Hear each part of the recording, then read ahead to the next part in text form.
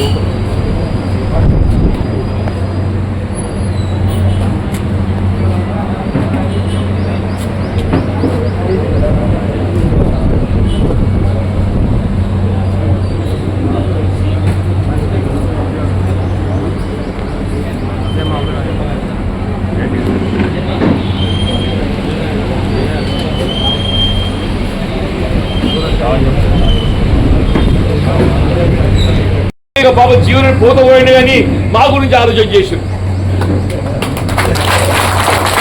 జీవనాన్ని పోకుండా ఏదైతున్నదో ఆయన అదృష్టం ఏమైతుందో తెలియదు దేవుడికి ఎరక, కానీ ఆయన పోకుండా కూడా ఏదైతుందో మా గురించి ఆలోచన చేసిండు అని చెప్పని నిన్న మరి ఈ లైబ్రరీ కమిటీ ప్రమాణ స్వీకారం చర్చించుకుంటానని చెప్పండి. వాస్తవం చెప్పండి, నేను బీఆర్ఎస్ పార్టీలో చేరాలనే ఆలోచన ఏదైతుందో మిత్రులు అడిగింది ఇవాళ కూడా వచ్చిండు. దేశంలో బీజేపీ పార్టీ కూడా ఉన్నది, మరి వాళ్ళు కూడా మీకు తగిన ప్రాధాన్యత గౌరవం ఇస్తా అని చెప్పన్నారు. మరి బీఆర్ఎస్ మీరు ఎందుకు ఎత్తుకున్నారని చెప్పండి, వాస్తవం కూడా చెప్పండి. నేను చెప్పాను, నేను బీజేపీ డెఫినెట్లీ జాతీయ స్థాయిలో గుర్తింపు పొందిన రాజకీయ పార్టీ, దాని మీద భిన్నాభిప్రాయం లేదు. కానీ రాష్ట్రంలో ప్రస్తుత పరిస్థితి ఏముంది? ఇక్కడ ప్రస్తుత పాలనలో ఉన్న రేవంత్ రెడ్డికి గతంలో 10 సంవత్సరాలు పాలించినట్టు ఒక బీఆర్ఎస్ పార్టీ కేసీఆర్ మధ్య ఏదైతుందో బేరేజ్ వేసుకుంటుంది. కంపారిజన్ అనేది ఏదైతుందో ఇవాళ రాజ్యం చేసేటోడు రేవంత్ రెడ్డి కాంగ్రెస్ పార్టీ, మొన్నటిదాకా రాజ్యం చేసింది బీఆర్ఎస్ పార్టీ కేసీఆర్. ఈ రెండింటి మధ్య బేరేజ్ చేస్తుంది. నీక ఈయనకట పెద్ద మనిషి ఆయనే మంచుకుండేరా, ఏదానిక మాట అన్నా కానీ మాట నిలబెట్టుకుంటుండే. ఆ చర్చ వచ్చింది ప్రజలు. ఇవాళ నేను చెప్పాను, నేను ఏదైతుందో ఇవాళ రేవంత్ రెడ్డి పోవాలి, కేసీఆర్ రావాలి. రేవంత్ రెడ్డి పోవాలి, కేసీఆర్ రావాలి. ఈ నానుడి నినాదం నాతో వచ్చింది కాదు, ఇది పత్రికలో నా పేరు రాస్తున్నారు. ఎవరైనా ఆయన నేను టీజీ కాదు, ప్రజల నోట్లకి వెళ్ళొస్తుంది. ఇది ప్రజల నోట్లకి వెళ్ళొస్తుందని చెప్పంటున్నా.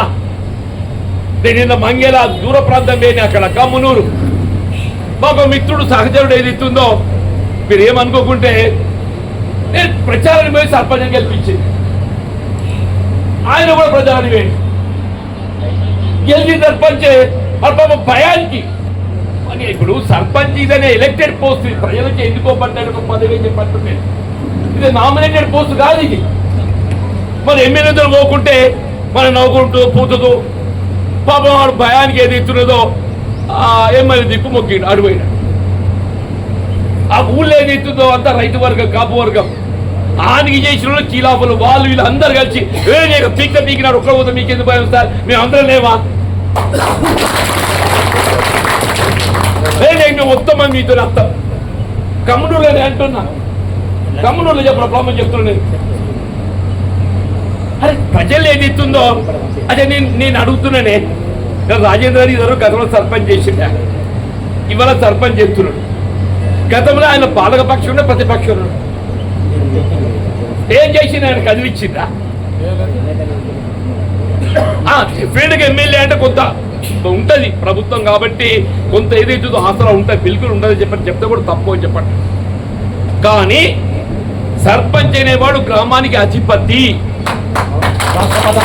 ప్రజలకి ఎంపిక కాబట్టినటువంటి యొక్క ప్రతినిధి సర్పంచ్. ఇది నామినేటెడ్ పోస్ట్ కాదు, సర్పంచ్ తొలగించుడు కాదు, ఇక్కడ 3 పదం వాడద్దు అని చెప్పంటున్నా. వాడు ఏమిగా ఏలేడు అంటున్నాడు, ఏమి ఏలేడు అంటున్నాను. ఇలా గ్రామ పంచాయతీ నిధులు ఎక్కడికి వెళ్తున్నాయి? 15th ఫైనాన్స్,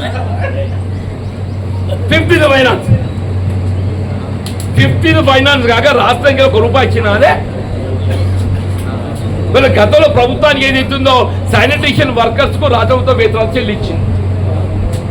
ఇలా ఇదే 15th ఫైనాన్స్కి వెళ్ళి ఏదైతుందో సర్పంచ్ జేబులోకి వెళ్ళంటే ఖజానాకి వెళ్ళి ఏదైతుందో వాళ్ళ జీతాలు చెల్లించాల్సి వస్తుంది. నువ్వు జరిగిన ప్రభుత్వం ఎమ్మెల్యే గారే మంత్రి గారే కానీ నీ సర్పంచుల పట్ల గ్రామాల సంక్షేమ పట్ల చిత్తశుద్ధి ఉన్నట్టయితే నేను ఈ వేదిక డిమాండ్ చేస్తున్నా. నేను శానిటేషన్ వర్కర్స్, మల్టిపల్ వర్కర్స్ ఎవరైతే ఉన్నారో వాళ్ళ వేతన భత్యాలు మొత్తం ఏదైతుందో రాష్ట్రంలో చెల్లింపు చేయు. ఆ ప్రభుత్వం ఇప్పుడు రెవెన్యూ శాఖల వేతన భత్యాలన్నీ ప్రభుత్వం ఇస్తుందా? పంచాయతీ డిపార్ట్మెంట్ ప్రభుత్వం ఇస్తుంది. ఇప్పుడు ఏ డిపార్ట్మెంట్ వేరే జీతాలు ఎవరిస్తారా? కాంట్రాక్ట్ అవుట్ సోర్సింగ్ జీతాలు ఎవరిస్తున్నారు? ప్రభుత్వం ఇస్తున్నది. కాంట్రాక్ట్ అవుట్ సోర్సింగ్ జీతాలు ఎవరిస్తున్నారు? గవర్నమెంట్ ఇస్తుంది. మరి అప్పుడు గ్రామ పంచాయతీ అవుట్ సోర్సింగే కానీ శానిటేషన్ వర్కర్ల వేతనాలు ఏదైతుందో గ్రామ పంచాయతీపై భారం ఎందుకు వేయాలి? నేను ప్రభుత్వం ఇయ్యదా? ప్రభుత్వం బాధ్యత లేదా అని చెప్పంటు నేను. మరి ఏదైనా కానీ చెప్పంటు నేను. ఇలా 2.5 సంవత్సరాల కాలం గడిచిందా? మనం ఎన్నికల్లో గెలుపు సాధ్యం కాలేదు, మనం ఓడిపోయాం. మొదటి సంవత్సరం ఎన్నో చేసి కేంద్ర ప్రభుత్వం దగ్గర వచ్చింది ఏదైతుందో రాష్ట్రంలో మన ప్రభుత్వం కాబట్టి ఏదైతుందో మన ప్రతిపాదన మేరకు మనం నిధులు మంజూరు పొందిన పనులు చేసుకున్నామే. ఎమ్మెల్యే వచ్చినాక వీళ్ళ కాంగ్రెస్ పార్టీ కార్యకర్తల హక్కులను ఏదైతుందో కాల రాసే విధంగా ఆ ఎన్ఆర్ఈఎస్ పనులు ఏదైతుందో ఆయన మంజూరు చేసి